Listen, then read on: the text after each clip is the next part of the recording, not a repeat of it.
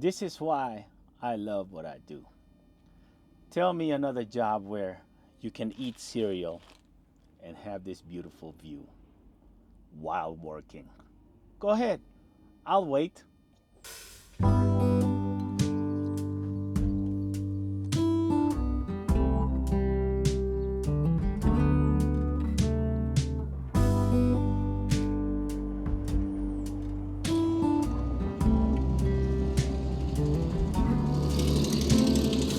Open air, This side is by why I love side, we're Arizona. I think sweet. Arizona is one of the best states out there when you're talking about West Coast, you know. So I would say on the top of my list would be Arizona and then Utah and then New Mexico and then Colorado within that whole area, you know. But we are a little further south in Arizona right now. And this rest area, I like this a lot. Look at these big rocks. It reminds me of Las Vegas. I don't know if you guys ever been to Las Vegas to like the Red Rock National Park up there. It's just like it, except that the rocks over there are more red. Okay, here's a question for y'all. How many jobs do you know that when you take your 15-minute break, you get a view like this or you get to hike in your slippers? Tell me. I mean, definitely got to be a little bit more extra careful, you know. I break my ankle out here. I don't think anybody gonna be able to help me. I mean, the rest area is right there. We're inside the rest area. Wow. Okay, let's talk about trucking. This mug got a nice shiny aluminum Benson. Now that's the dream right there, boys. That's the dream. Okay, check out what we're pulling. It's a Walgreens reefer. It's empty though. There's nothing in there. So we are headed to South Carolina with this load. From California all the way to South Carolina. Now, quick question for y'all. Would you have taken this load? If you have nothing else, I mean, if you're looking at the load board and you see this load, remember, it's empty. Short trailer. I think this is actually like maybe a 40-footer trailer, but it's maybe shorter than that. But it's a short trailer and it's empty, going all the way down to South Carolina, and it's paying $1.85 a mile. Would you have taken this load? I feel like it's pretty close, right?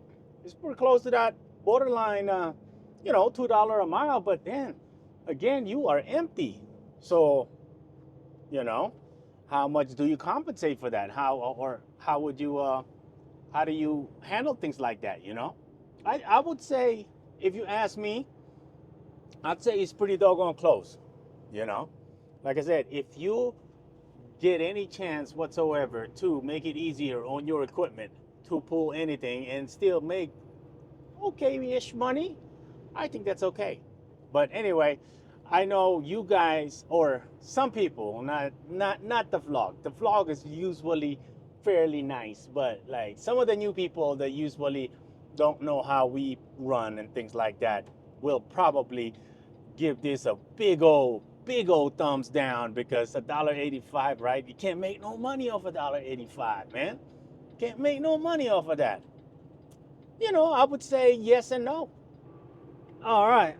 Well, through the magic of editing, we just got done passing through El Paso. Man, let me tell you, I used to love driving in Texas. But here lately, it seemed like y'all Texans are just something else nowadays, man. What in the heck happened? I mean, my goodness, so many aggressive drivers. It's so crazy. It's like they're in their own doggone world, man. There were like at times they're worse than California, man. I know how California drivers behave, but boy, I tell you, y'all over here in Texas, man, it's only like it's only the metropolis, you know what I mean? So we were in Dallas, we were in freaking Houston, we were in San Antonio. It's just, man, they just drive a little different, I tell you. So the caveat to this load, even without this caveat, right? I think I would have taken this load, believe it or not. I mean, like I said, it's just we're averaging right now, it's showing 9.1, but I think we're gonna be around 9.5, mpg on this, so you're gaining 30%. No, you're gaining about 28% of fuel, in fuel. You're gaining about 28% in fuel. Am I? Yeah. So it's 22% better fuel wise. So 22%, let's see, 1.85, right? Plus 22%. So technically, we're supposed to be at 225 right now. 225 a mile. According to the math that we're doing, based on how much we're saving on fuel, we are at 225 hauling this right now. So, hey, I'll take that all day long, man. I'll take that all day long. Now I'm wondering if I'm doing that math right. I gotta think about that some more. I'll get back with you guys, because that seemed like that's so significant. Yeah, that seemed like I think it's a little off. I don't know yet. But anyway, so the caveat to why we took this load is that I'm not gonna say it yet, but we have a purpose going towards that way. Okay, and when I reveal that in the video, you might be like, "Oh man, you're dumb. You're so dumb,"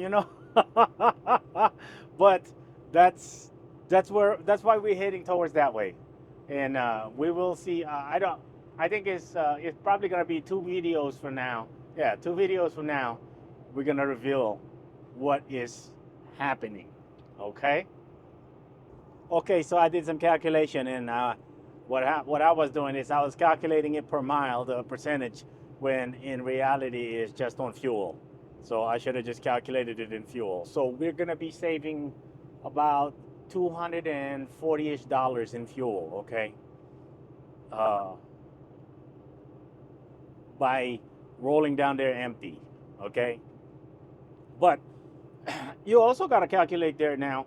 How will that calculate as far as like maintenance? So if, let's say, you were to roll like this for 100,000 miles compared to rolling 30,000 pounds heavier at 100,000 miles a year, you know what I mean? What's your maintenance look like when you compare those two?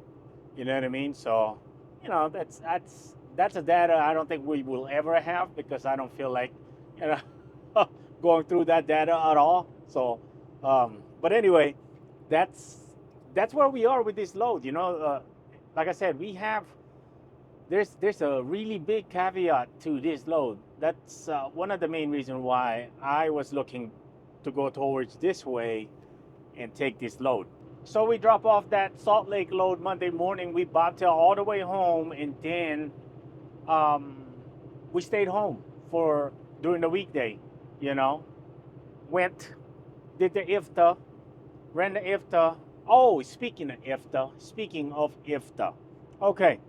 So since I rolled through Kentucky, right, and they got your DOT number. Don't worry about it. Anyway, so I registered for a Kentucky number while I was heading to Matt's, okay, and I found this website, right, and it looked so legit. It looked like it was a Kentucky official website.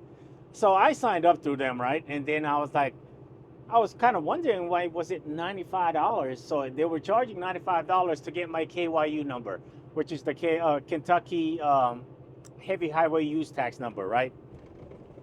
That's what I need to run through Kentucky, or I can get a temp permit, okay?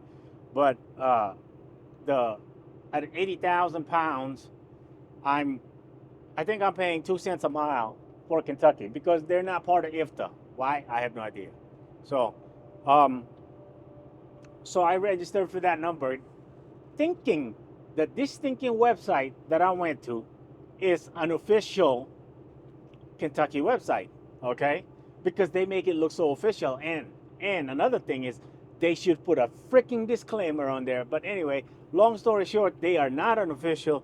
They are just a third party, you know, kind of like using somebody who you would use some third party to register your numbers. You know what I mean? So that's basically what they do, you know?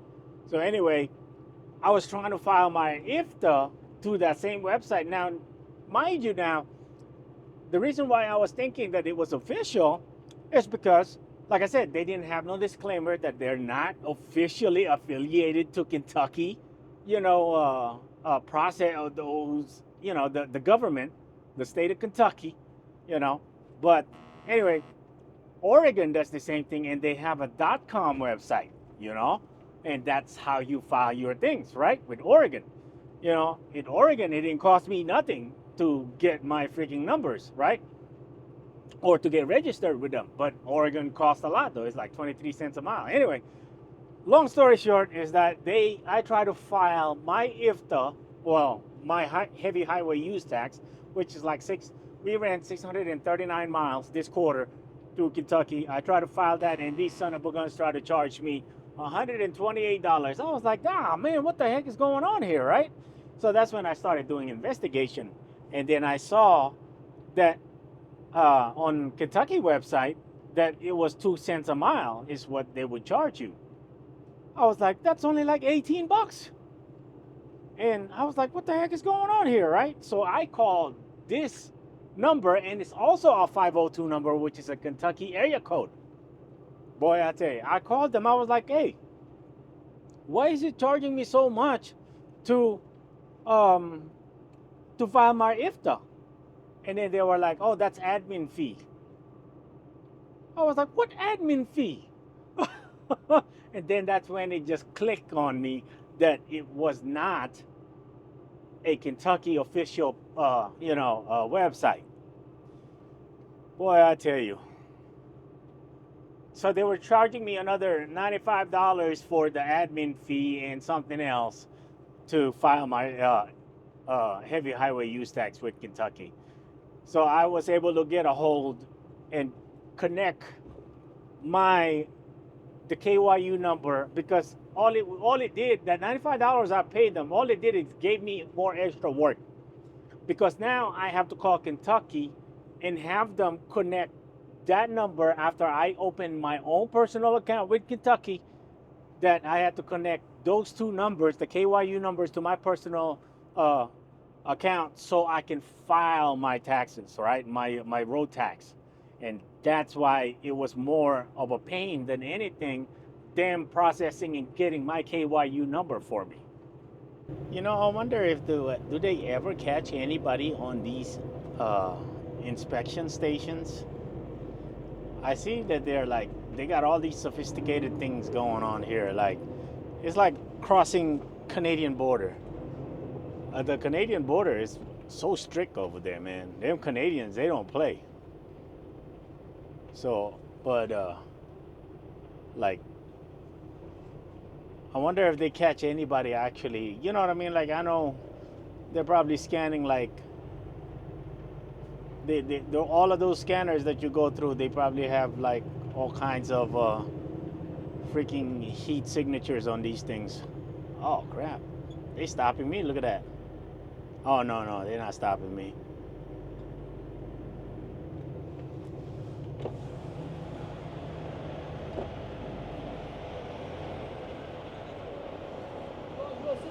Yes, sir. Anybody else? No. But that's it, though. That's all they ask you. In 600 feet, merge onto I-10 East. Okay. That's all they ask you. Are you a U.S. citizen? No. Anybody else in there? No. I mean, they already know if somebody else is in here. You know, I guess if there is somebody else in here and then you say on I-10 East for 84 miles. No, then they'd be like, okay, it's time to search this person. I don't know. I'm thinking that's the whole idea. All right, ladies and gentlemen, that's the end of the day. We drove a lot today, man.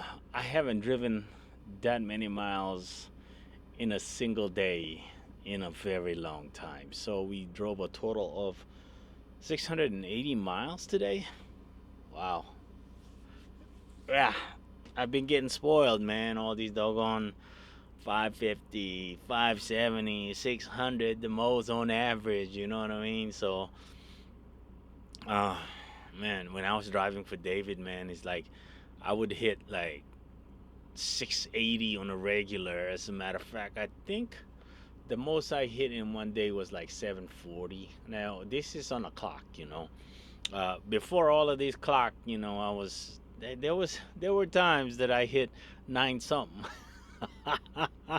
Boy, I tell you. Anyway, um, we uh we are here, man. At the end of the day, we're in Pecos, Texas. We're close to halfway on the halfway mark uh, to our final destination. So, oh yeah, you know what I was talking about when I said, the caveat to the reason why we got this load. And no, it's not. I did think about it. You know, this is a towaway, and we know this broker. You know, so we don't want to ruin relationship with this broker. So we. I thought about it. Don't worry about it. Man, there was so many partial loads coming out of California. I thought about it, but this trailer has a big old Walgreens on the side of it, so I don't know if we're gonna be able to get away with it. That's why I was like, you know what, man, screw it. We're not gonna mess up a relationship with a broker. You know what I mean? So he trusts us. So I mean, that's all we got at the end of the day, right? I know this video is all over the place because number one, this is supposed to be the end of the week video, but that's it though. We only did one load, you know what I mean? This, and we're still under that load, and plus we took 4.5 days, maybe 5 days at home. You know what I mean? So, but I had a plan the whole time though. I've been holding off. You know what I mean? It's like I'll tell you guys about it. I'll promise. It's coming. The day's coming, man. I'm excited. So we will see y'all in the next video.